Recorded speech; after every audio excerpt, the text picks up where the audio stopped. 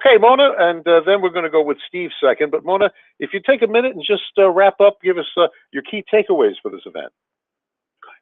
I'm really just going to say one main key takeaway, and that's that under FIRRMA, there's been a significant increase in scope for CFIUS jurisdiction.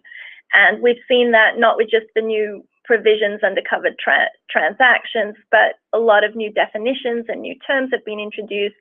And it's just a broadening of CFIUS's authority and its powers. And if you look at historically, with every new legislation or enactment or amendment to the regulations, to the legislations, there's always been an expansion of CFIUS scope, bit by bit. Thank you, Mona. Steve Kalancic, key sure, takeaways?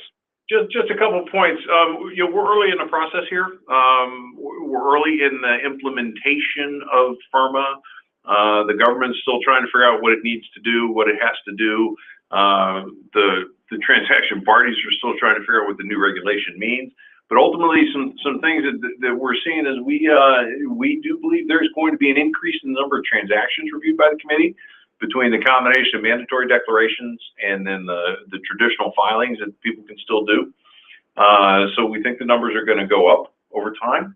And on the, as I mentioned, we're early in the process here.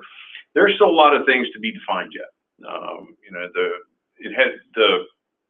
The review hasn't necessarily taken its final form. The implementation regulations are still being worked out. There are definitions that are still being created, and so there's it's a bit of an iterative process. But it's here, it's real, and it would behoove people who are going to execute cross-border transactions to be aware of FIRRMA and the stipulations that are in it. And if they're not sure, then they should seek counsel about whether it's going to impact them or not.